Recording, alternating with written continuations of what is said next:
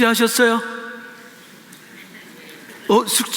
갑자기 생각이 안 나는 분들에게 지난주에 숙제 내드렸는데 누구도 비판하지 말고 그 누구도 험담하지 말자. 지키신 분만 아멘. 시원찮습니다. 우리가 받은 구원은 정말 놀랍습니다. 하나님은 이 구원을 새 창조라고까지 말씀하세요. 새 창조. 우리가 생각하는 구원은 처음 창조되었을 때로 회복되는 거였거든요. 그러니까 죄 짓기 전에 아담, 우리는 그 상태로만 돌아가도 감지덕지예요. 그런데 우리 하나님이 생각하신 구원의 차원은 그 정도가 아니었어요. 죄 짓기 전에 아담, 천만의 말씀. 하나님은 그 아담보다 훨씬 더 고차원적인 존재로 우리를 만들 계획을 가지셨습니다. 그걸 새로운 피조물이라고 하는 거예요. 새로운 창조물. 처음 창조되었던 인간과는 비교도 안 될 만큼 놀라운 새로운 창조물. 어느 정도이길래 새로운 창조물, 새로운 피조물이라고까지 말할까요? 구원받은 우리에게 생긴 일. 자, 처음 창조되었던 인간 아담은 무엇과 무엇으로 이루어져 있었다? 육체와 영혼. 이것도 유일해요. 인간만 이렇게 지어졌어요. 죄 짓고 영혼이 죽었거든요. 우리가 구원받으면 다시 육체와 영혼만 가져도 감지덕지. 그런데 우리 하나님은 육체와 영혼 이걸로 만족 못하셔. 여기다가 당신의 영을 넣어버리십니다. 하나님의 영을. 그래서 새로운 피조물 된 우리는 이제 육체와 영혼과 심지어 무엇까지? 하나님의 영, 성령까지 지닌 존재가 되었습니다. 어마어마한 존재가 된 거예요. 이렇게 됨으로써 우리에게 놀라운 변화들이 일어납니다. 먼저는 하나님과의 관계가 완전히 달라져요. 처음 창조되었던 인간은 하나님과 함께, 새 창조된 우리는 하나님과 하나. 주님 내 안에, 주님 내 안에. 우리는 무려 하나님과 하나가 되었어요. 이걸 신학적인 용어로 연합이라고 불러요. 자, 그리고 또 성령이 내 안에 거하시게 되면서 우리의 신분도 완전히 달라져요. 처음 창조된 인간은 하나님의 대리 통치자, 새롭게 창조된 우리는 하나님의 양자, 하나님의 상속자. 성령이 양자의 영이시거든요. 그래서 우리가 무려 하나님의 양자, 상속자가 된 거예요. 대리 통치자, 하나님의 상속자. 비교나 됩니까? 어마어마한 구원을 우리가 받은 거예요. 그리고 또 구원받은 우리들의 관계에도 놀라운 변화가 일어났습니다. 구원받기 전에 인간과 인간은 너는 너, 나는 나. 그런데 새롭게 창조된 인간은 주 안에서 하나, 한 사람. 왜요? 성령을 품었거든요. 같은 영을 품었거든요. 그 성령을 통해서 우리는 한 사람이 된 거예요. 하나의 사람. 이걸 에베소서가 뭐라고 표현했어요? 따라하겠습니다. 한 세 사람. 세 사람 아니에요? 한 새로운 사람. 이 한 세 사람에 대해서 지난주에 어떤 비유로 설명드렸지요? 성전 건축. 성전이라고 하는 건물이 세워지는 걸 통해서 우리가 한 세 사람 되었다는 게 무슨 의미인가를 설명을 드렸습니다.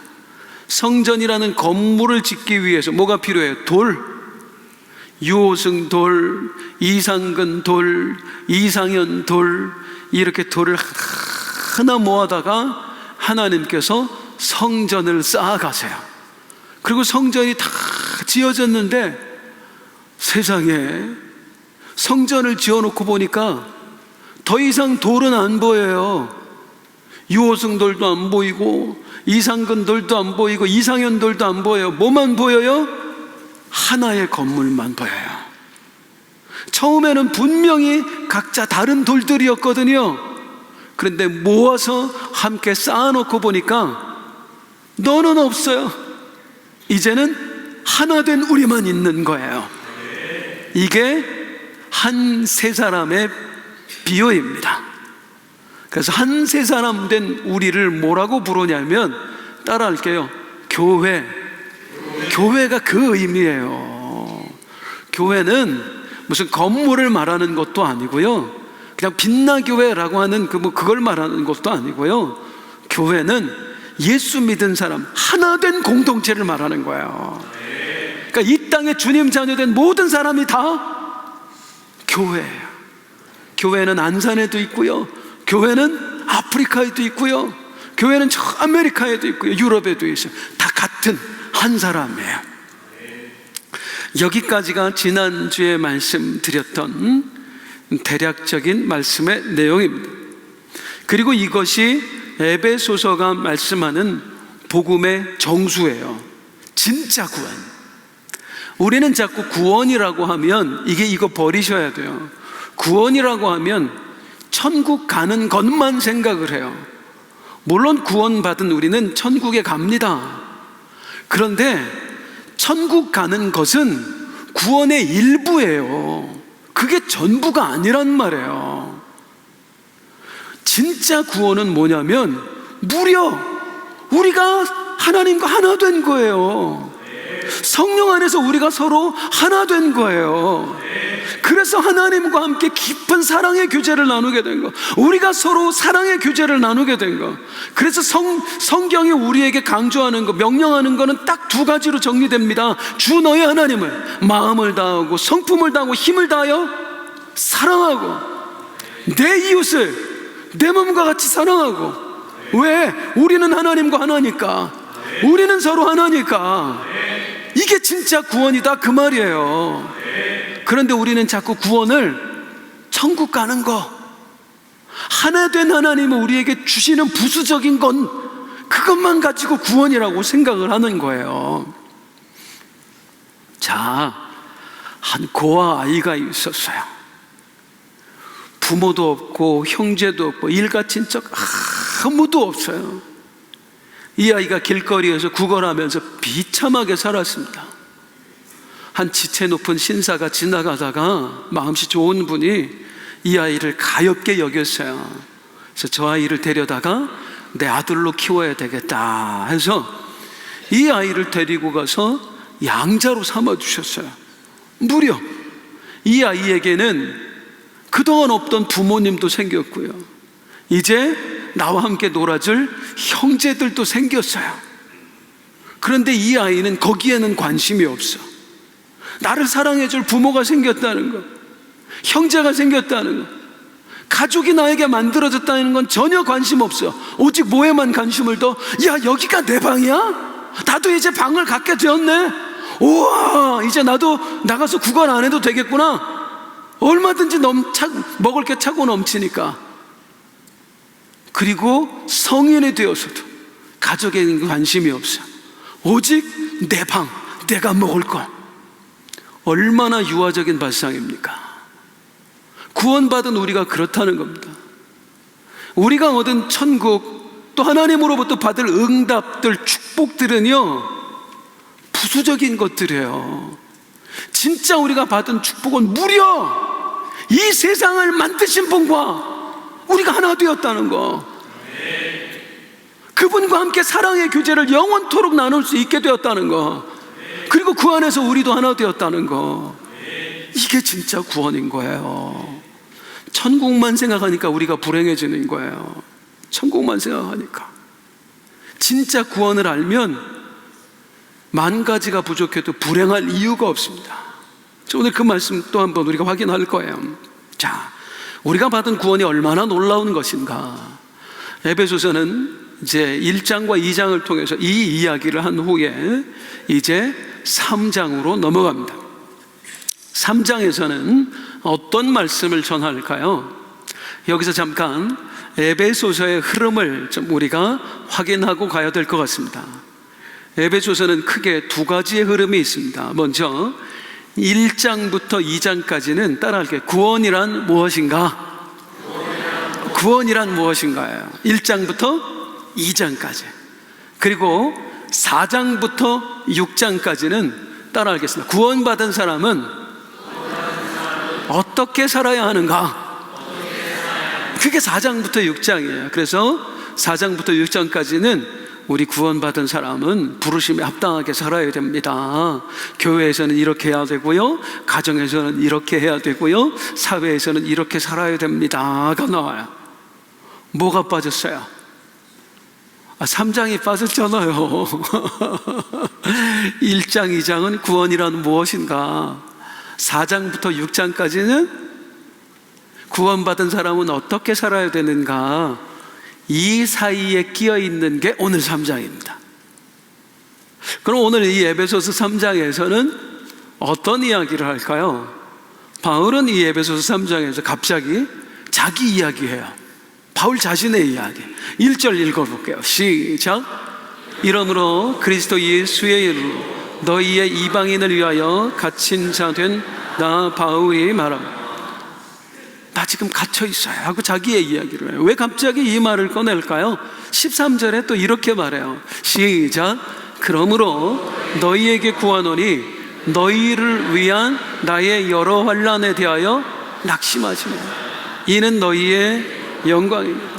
나 갇혀 있지만, 내가 환난을 당하고 있지만, 여러분 제가 당하는 환난 때문에 낙심하지 마세요. 근데 이 이야기를 오늘 본문에서 하고 있는 거예요. 먼저 이것부터 생각해 보죠. 내 환난 때문에 낙심하지 마세요 라고 했는데, 바울은 지금 어떤 환난을 당하고 있는 걸까? 바울이 처한 상황을 말씀드리겠습니다. 바울이 지금 에베소서를 우리가 보고 있는데, 이 에베소서를 이렇게 불러요. 옥중서신이라고 불러요. 이건 뭐냐면 옥중에서 썼다, 감옥에서 쓴 편지다, 그 말이에요.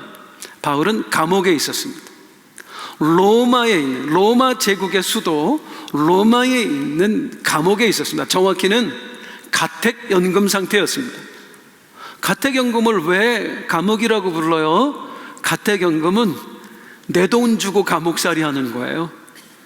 내가 새 집을 얻어서 그 안에서 감옥살이 하는 게, 또 내 돈 들여서 먹을 것도 다 스스로 해결하고, 이게 가택연금이었어요. 가택연금이 되면 집 밖으로 한 발자국도 못 날아갔습니다. 심지어는 집 안에서조차 사슬에 매인 상태로 있잖아요. 로마 병사가 24시간 교대로 감시하고 있었어요. 감옥보다 더한 거예요. 문제는 비용이 너무 많이 든다는 거예요. 이 가택연금은 로마 시내 경내에만 허용이 됐습니다. 로마가 그 당시에 집값, 셋값 어마어마했어요. 왜냐하면 인구가 많아서. 제국의 수도니까 얼마나 많은 사람이 모여 살았겠어요. 근데 도시가 좁아야 이 많은 인원이 살 만한 그 크기가 안 되는 거예요. 그러다 보니까 집값 무지하게 비쌌습니다. 물가도 어마어마했었습니다. 그래서 집이 모자르니까 그 당시 사람들이 어떻게 살았냐면 대단해요. 무려 2000년 전에 아파트 지었습니다. 그 아파트를 인술라라고 불러요. 요즘 높이로 하면 7층에서 8층 제일 높은 아파트가, 우와, 1층은 나무로 지었고요, 돌로 지었고요, 2층부터 꼭대기까지는 나무로 지었어요. 주상복합이었습니다. 1층은 상가였고요, 2층부터 주택이었어요. 퀴즈, 어디가 로얄층이겠어요? 꼭대기? 지금은 높을수록 로얄층이라고 그러는데 아니에요. 이때는 낮아야 좋은 곳이었어요. 왜? 엘리베이터가 없어요. 엘리베이터 없는 거는 괜찮아요. 아무것도 아니에요. 상하수도 시설이 없어요. 물 다 길어다 써야 됐고요, 쓴 물 밖에 8층에서 내려다 갖다 버려야 됐어요. 그것뿐입니까? 화장실 없었어요. 무슨 건물 안에 화장실이 있어요? 용변 다 집안에서 모아놨다가 한꺼번에 갖다 버려야 됐어요. 냄새 장난 아니에요. 그러니까 위로 올라갈수록 비쌀 수밖에 없는 거야. 쌀 수밖에 없는 거야. 근데도 비쌌습니다. 꼭대기층. 바울 같은 그 순회 선교사가 이 세를 감당할 수 없을 정도로 비쌌습니다. 그런데 살아야 됐잖아요. 얼마나 힘들었겠어요. 이때의 삶을 바울이 빌립보서에서 말을 하는데, 빌립보 4장 12절에 보면 가택연금 상태 얼마나 힘들었냐. 시작. 나는 비천에 처할 줄도 알고 풍부에 처할 줄도 알아. 모든 일 곧 배부름과 배고픔과 풍부와 궁핍에도 처할 줄 아는 일체의 비결을 배웠노라. 이 말 왜 하겠어요? 배고파서 하는 거예요. 배고픔과 나 배고파도 괜찮아요. 나는 여기서 견디는 법을 배웠으니까요. 쇳값을 감당할 수 없어서 수시로 굶었던 겁니다. 그 음식을 사 먹을 수가 없어가지고 수시로 굶었던 거예요. 거기다가 바울은 건강도 좋지 않았어요. 이 선교 사역을 하면서 얼마나 모진 매를 많이 맞았는지 몸이 성한 곳이 하나도 없었어요. 이런 바울 때문에 교회들이 염려한 겁니다. 우리 바울 선생님 어떡하지? 저러다가 더 큰 병이 걸려서 돌아가시기라도 하면 어떡하지? 많은 교회들이 염려하는 중에 에베소 교회의 염려가 컸습니다. 왜냐하면 바울이 에베소 교회에서 가장 오랫동안 사역했거든요. 우리 담임 목사님이었단 말이에요. 그런 분이 지금 로마에 갇혀서 저 고생을 하고 있으니 얼마나 염려가 되냔 말이에요. 그들에게 내가 갇혀 있다고 나 때문에 낙심하지 마세요. 그러면 바울은 이 3장을 저들에게 위로하기 위해서, 안심시키기 위해서 썼을까? 아닙니다. 더 중요한 게 있습니다. 바울이 에베소서 3장을 통해서 정말 강조하는 게 있습니다. 그건 뭐냐면 내가 지금 당하고 있는 환난의 의미입니다. 내가 지금 왜 이런 환난을 당해야 했는가, 당하고 있는가. 자, 지금 바울 너무나 힘든 상황이에요. 집 안에서 한 발자국도 나갈 수 없습니다. 사슬에 매여 있습니다.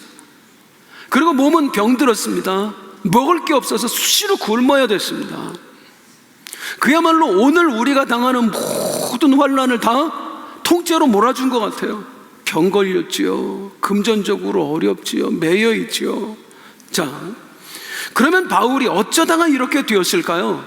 당연히 복음 전하다 그렇게 되었죠. 맞아요. 그런데 더 정확한 이유가 있어요. 바울이 지금 이 고생을 하고 있는 이유, 1절 여기 밑에 줄만 쭉 읽어볼게요. 시작. 너희 이방인을 위하여 갇힌 자 된 나 바울이 말하고, 내가 지금 왜 이렇게 되었다? 너희 이방인 때문에 이렇게 되었다. 바울이 이 환난을 당하게 된 이유는 뭐였냐면 이방인들에게 복음을 전했기 때문입니다. 당시 유대인들은 이방인들을 인간 취급도 안 했습니다. 이 유대인 남자들이 매일 하는 기도 제목 중에 이 기도가 있었어요. 하나님, 나를 이방인으로 태어나지 않게 해주셔서 감사합니다. 그 정도는 이방인을 얼마나 무시했겠어요. 완전 개 취급했습니다. 개보다도 못한 존재를 취급을 했습니다. 그런 이방인들에게 구원이 있다? 상상도 못할 일인데 바울이 그걸 주장하고 다닌 거야. 하나님은 이방인도 구원하시기 원하십니다. 이방인들도 예수님을 영접하면 구원받을 수 있습니다. 뭐? 저자가 지금 신성모독을 한다. 우리 민족을 더럽히고 있다. 바울이 유대인들에게 미움을 사요. 그 유대인들이 바울을 모함을 합니다. 거짓 모함을 받아서 결국에는 지금 이 로마까지 와서 감옥에 갇혀 있는 거예요. 그 전에 감옥에 갇힌 것까지 하면 4년이 넘게 갇혀 있는 거예요. 사실 바울은 이런 고생하지 않아도 되었습니다. 그가 이방인들에게 복음 전하지 않았다면, 그냥 유대인 남들처럼 유대인들에게만 복음 전했다면 바울은 물론 고생이 했겠지만 이 정도까지의 고생을 하지 않을 수도 있었어요. 얼마든지 편하게 사역할 수 있었어요. 그렇게 죽도록 맷을 맞지 않아도 되었고요, 이렇게 4년 넘게 억울하게 옥살이하지 않아도 되었어요. 그런데 바울은 그 이방인들에게 복음을 전했습니다. 그러다가 지금 이 환난을 맞이하게 된 거예요. 그래서 하는 말이 너희 이방인을 위하여야. 너희 이방인을 위하여. 그럼 바울이 이 말을 하는 이유가 뭘까요? 원망이에요? 니들 때문이야. 생색내는 거예요? 고마운 줄 알아 이것들아. 그걸까요? 아니죠. 바울이 말하는 바는 이것입니다. 여러분, 내가 지금 여기 갇혀 있는 건 이방인인 여러분에게 복음을 전했기 때문입니다. 여러분도 아시다시피 나는 사실 그렇게 하지 않아도 되었습니다. 얼마든지 편하게 내가 사역할 수 있었습니다. 그런데 유대인들이 미워할 것 알고 그들에게 핍박받을 것은 알고도 저는 여러분들에게 복음을 전했습니다. 그리고 내가 지금 이런 환난을 당하고 있는 것입니다. 그 이유가 뭔지 아십니까? 내가 이런 고초를 당할 줄 알고도 굳이 여러분들에게 내가 복음을 전한 이유가 뭔지 아십니까? 3절에 같이 읽어볼게요. 시작. 계시로 내게 비밀을 알게 하신 것은 내가 먼저 간단히 기록한 것 때문에 내가 이렇게 하고 있는 겁니다.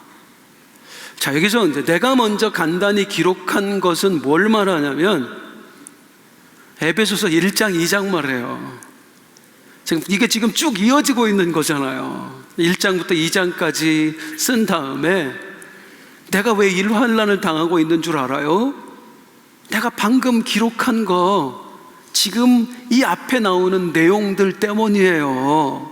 에베소서 1, 2장. 에베소서 1, 2장에 뭐가 있는데요? 구원이란 무엇인가? 우리가 지난 7개월 동안 들었던 그 말씀들이요, 그 내용이 적혀 있는 거잖아요. 여러분, 하나님이 우리를 사랑하셨습니다. 죄인된 우리를 구원하시려고 창세전에 우리를 구원을 예정하셨습니다.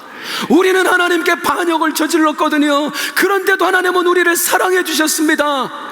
그리고 우리를 한 당신의 기업이라고, 너는 내 보물 이루라고 말씀해 주셨어요. 네가 있어야 내가 충만해진다고, 내 마음이 채워진다고까지 말씀해 주셨어요.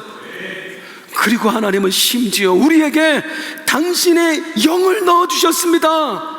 그래서 우리는 무려 하나님의 영을 품은 자가 되었어요. 그래서 우리는 하나님과 하나 되었고요, 하나님의 영을 품은 우리도 하나 되었어요. 이 이야기, 이게 1, 2장의 이야기잖아요. 바울이 뭘 말하면 그것 때문에 내가 이 환난을 당할 것을 무릅쓰고 여러분들에게 복음을 전했던 겁니다. 그 구원 때문에, 그 복음 때문에. 왜요? 이 구원에 뭐가 담겨 있죠? 지난주에 그 말씀 드렸죠. 우리 하나님의 꿈, 우리 하나님이 정말 이루고 싶어 하셨던 거, 그게 뭐였어요? 왜 하나님이 당신의 아들을 우리에게 내어주셨죠? 왜 예수님이 사람의 몸을 입고 오셨죠? 하나님이신데도 왜 예수님이 십자가에서 갈갈이 찢겨 죽으셨죠? 하나님의 꿈 때문에. 어떤 하나님의 꿈? 요한복음 17장 21절에서 22절. 우리 예수님께서 십자가 지시기 바로 전날, 아니 잡히시기 몇 시간 전에 하나님 앞에 드렸던 기도, 아버지여, 내가 십자가 질 테니, 당신이 명령하신 대로 내가 십자가에서 죽을 테니, 아버지께서 내 안에, 내가 아버지 안에 있는 것 같이 그들도 다 하나가 되어서 우리 안에 있게 하소서. 우리가 하나 된 것 같이 그들도 하나 되게 하여 주시옵소서. 이게 하나님의 꿈이었단 말이에요. 죄인된 우리 다시는 놓치고 싶지 않으셔서, 다시는 하나님께서 멀어지지 않게 하기 위해서 아예 그 사람 속으로 들어가 버리셔가지고 그와 완전히 하나 되는 거, 그들도 하나 되게 하는 거. 그래서 우리 너와 내가 영원히 하나 되어 살자. 이게 우리 하나님의 꿈이었단 말이야. 바울은 뭘 말하면, 나는 구원의 비밀을 깨달으면서 우리 하나님의 꿈도 함께 깨달았던 것입니다. 하나님은 정말로 우리와 하나 되고 싶으셨습니다. 하나님은 정말로 우리가 하나 되기를 원하셨습니다. 그래서 나 바울은 그 모진 핍박이 있을 것을 뻔히 알면서도 이방인인 여러분에게 복음을 전했던 것입니다. 내가 이걸 위해서 한번 살아보자.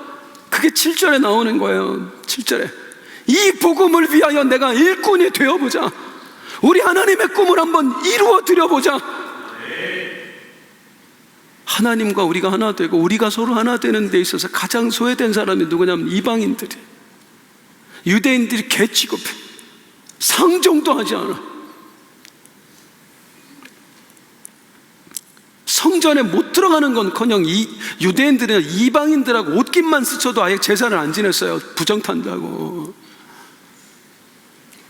저 이방인들도 하나님이 사랑하시는데 하나님은 저들과도 하나 되고 싶으십니다. 하나님은 저들이 우리와 하나 되기를 원하시는데, 그래, 이 일을 위하여 내가 일꾼이 되어보자. 우리 하나님의 꿈을 이루어 드려보자. 그래서 내가 여러분에게 복음을 전했던 것이고 지금 이 고초를 당하고 있는 것입니다. 바울이 그 이야기를 에베소 성도들에게 하고 있는 거예요. 그게 3장의 내용이다 그 말이에요. 그러면 이제 마지막 주제로 가보겠습니다. 바울이 이 이야기를 지금 이 3장에서 하고 있는 이유가 뭘까요?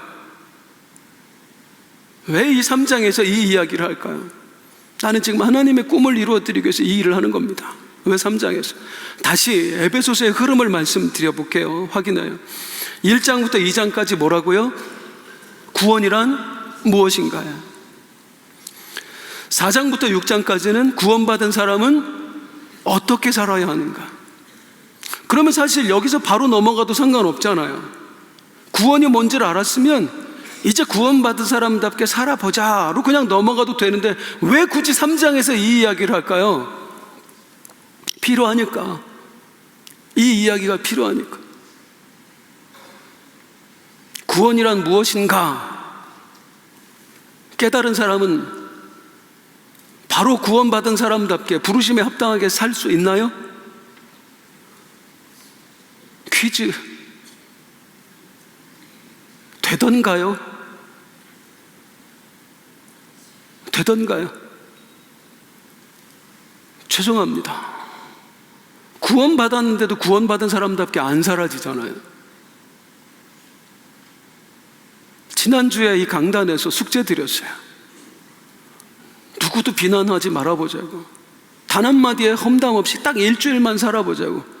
그것도 못 지켜요. 우리가 겨우 그것도 못 지켜요. 그러면 못 지키는 이유가 뭡니까? 구원을 몰라서예요? 우리가 구원을 몰라서 구원의 백성답게 못 사는 거예요? 아니잖아요. 그럼 에베소 성도들의 이야기로 가보겠습니다. 에베소 성도들은 어떻게 살았을까요? 먼저 이것부터 생각해봐요. 그들은 구원을 몰랐을까요? 바울이 지금 1장에서 2장까지 막 구원에 대해서 설명하는 이유가 그들이 구원을 모르기 때문이에요? 왜 몰라요? 바울이 3년 넘게 목회했다니까요. 에베소 1장에서 2장에 나오는 우리가 7개월 동안 들었던 이 이야기는 바울이 3년 내내 에베소 성도들에게 매일 가르쳤던 말씀이에요. 우린 하나님의 기업입니다. 창세전에 하나님께서 우리의 구원을 작정하셨습니다. 우리에게 당신의 영을 넣어주셨습니다. 우리는 하나님과 하나 되었습니다. 우리도 서로 하나 되었습니다. 귀에 못이 박히도록 들었던 거예요. 그 이미 알고 있는 이야기 때문에 바울이 다 쓰지 않고 그냥 간략하게 간단히 쓰면 너희들이 어차피 아는 이야기니까 내가 요약해서 지금 1장 2장에서 썼다 그거예요. 알아요. 어쩌면 오늘날의 우리들보다도 구원에 대해서 훨씬 더 깊이 알았던 사람들이 에베소 성도들이에요. 그럼 에베소 성도들 어떻게 살았을까요? 에베소서 5장 3절 시작. 음행 온갖 더러운 것과 탐욕은 너희 중에서 그 이름조차도 부르지. 여기 빠져 살았어요. 음행과 온갖 더러운 것과 탐욕이 가득한 상태로 살아요. 구원이 뭔지를 알면서도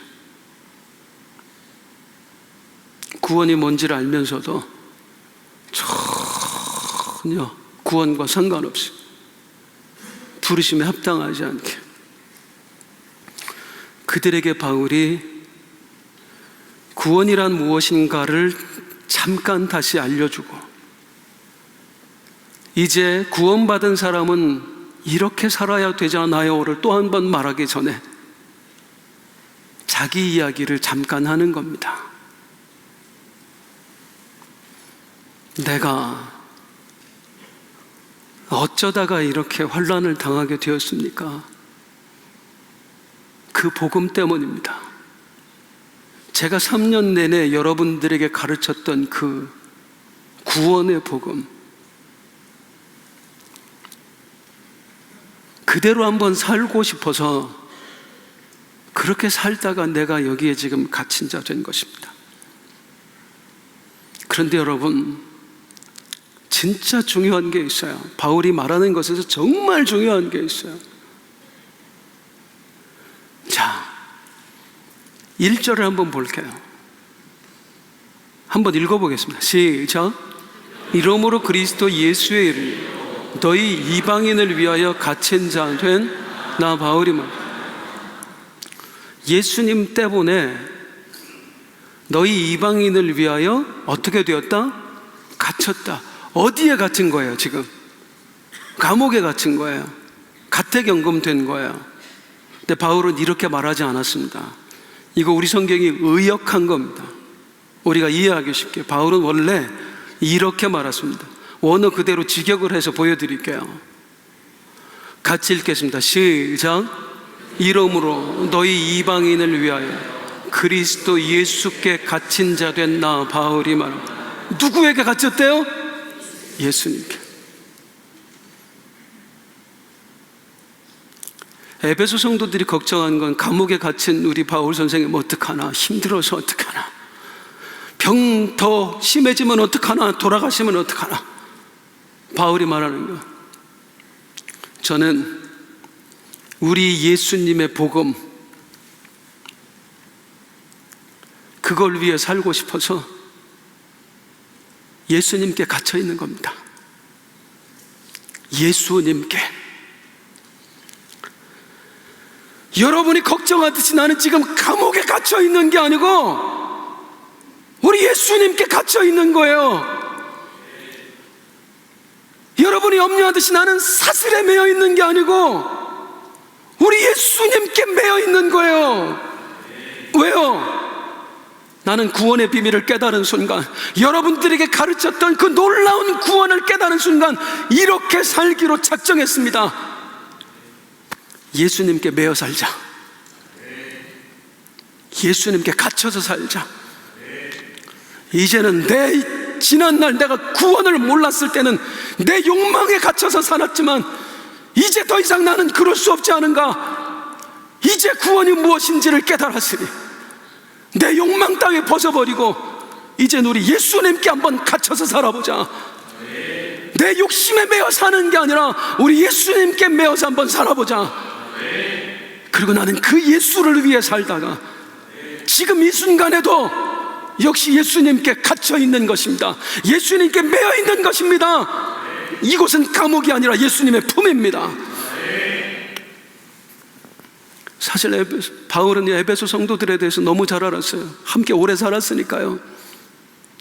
저들이 입으로는 막 은혜 받았어요, 구원 받았어요, 감사해요, 이제 구원이 뭔지를 알았어요. 백날 입으로 떠들어도 여전히 더러운 것과 음욕과 탐욕 속에 깊이 빠져서 살고 있는 걸 바울은 알았어요. 안타까운 거예요. 안타까워. 에베소 성도들은 우리 바울 선생님 어떡하지, 병들면 어떻게 하지, 그걸 걱정했다면 오히려 예수님께 갇힌 자 된 바울이 걱정했던 우리 에베소 성도들 어떻게 하지? 구원받았는데도 여전히 전혀 구원받지 않은 사람처럼 사는 우리 에베소 성도들 어떻게 하지? 여전히 예수님께 갇힌 자가 아니라 마귀에게 갇혀서 사는 우리 에베소 성도들 어떻게 하지? 그래서 그들에게 구원이란 무엇인가 설명하고 이렇게 살아야 돼를 말하기 전에 나요, 나 걱정하지 마요 여러분. 난 지금 예수님한테 매여 있는 거니까. 그리고 진짜 그리스도인답게 살고 싶으면 예수님께 매여보세요. 예수님께 갇혀보세요. 그 이야기를 3장에서 하는 거야. 사랑하는 성도님들, 오늘날 우리 기독교가 세상에서 아주 지탄의 대상이 됩니다. 욕 엄청 먹히고 있습니다. 왜 세상 사람들이 우리에게 손가락질합니까? 우리가 예수 믿어서입니까? 아니에요. 예수 믿는 우리가 예수 믿는 사람답게 안 살아서 그렇습니다. 안 믿는 사람도 예수 믿은 사람이면 어떻게 살아야 되는지 어렴풋이 알아요. 그런데 정작 우리는 모른 척하고 살아요. 정작 천국만 가면 됐지 뭐. 천국은 구원의 부수적인 거라니까요. 진짜 구원은 하나님과 하나 되는 거라니까요. 우리가 서로 하나 되는 거라니까요. 그런데 그 진짜 구원에는 관심이 없어요. 천국 가는 거, 이 땅에서도 천국을 누리는 거, 돈 많이 벌어서 건강해서 아무 걱정 없이 사는 거, 이거에만 관심이 있어요. 그러니 우리가 제대로 살아지지가 않는 겁니다. 부르심에 합당하게 살아낼 수가 없는 겁니다. 아직 내 꿈을 꾸며 살거든요. 내가 원하는 것을. 바울은 내가 하나님과 하나 되었구나, 이 구원의 비밀을 깨달은 순간 아예 그 하나님과 하나 되기로 작정해버립니다. 그 첫 번째가 뭔지 아세요? 하나님과 같은 꿈을 꾸는 거예요. 이제 내 꿈을 버리고 우리 하나님과 같은 꿈을 꾸는 거예요. 그게 하나님 하나됨의 시작이에요. 올 한 해의 표와 1월 달부터 줄기차게 외쳤던 부르심에 합당하게 그렇게 살기 원하십니까? 그럼 오늘 이 시간 결단합시다. 우리 하나님과 같은 꿈을 꾸어봅시다. 그분과 나는 이미 하나잖아요. 다른 꿈을 꾼다는 거 말도 안 되는 거야. 그리스도인의 최고의 축복, 하나님과 같은 꿈을 꾸게 되었다는 거. 성찬 받기 전에 함께 찬송하겠습니다. 우리 다 함께 자리에서 일어나서 우리 성찬 키트 들어오시면서 받으셨는데 손에 들고 함께 찬송할게요. 난 지극히 작은 자, 죄인 중에 괴수, 무익한 날 부르셔서 간절한 기대와 소망 부끄럽지 않게 십자가 져게 하셨네. 어디든지 가리라 주 위에 서라면 나는 전하리 그 십자가. 내 몸에 밴 십자가 그 보혈의 향기 온 세상 채울 때까지 살아도 주를 위해 죽어도 주를 위해 사나 죽으나 난 주의 것. 성찬 키트 못 받으신 분들 손을 들어주시면 우리 장로님들께서 나눠드릴 것입니다. 저 5층에도 성찬 키트 못 받으신 분 손 들어주세요. 작은 자, 황인태 장로님 저 옆쪽에. 무익한 날 부르셔서 간절한 기대와 소망 부끄럽지 않게 십자가 전개하. 처음부터 다시. 난 지극히 작은 자, 지극히 작은 자, 죄인 중에 괴수, 무익한 날 부르셔서 간절한 기대와 소망 부끄럽지 않게 십자가 전개하셨네. 어디든지 가리라, 주 위에 서라면 나는 전하리 그 십자가. 내 몸에 밴 십자가, 열의 향기 온 세상 채울 때까지 살아도 죽어도 주를 위해 사나 죽으나 난 주의 것. 십자가의 능력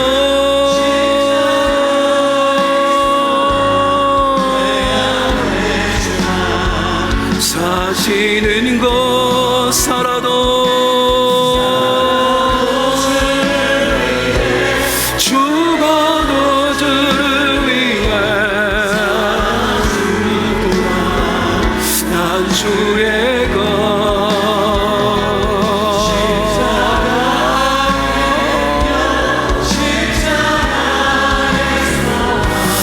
내 안에 주가 사시는 것. 난 지극히 작은 자, 죄인 중에 괴수, 무익한 나 부르셔서 간절한 기대와 소망 부끄럽지 않게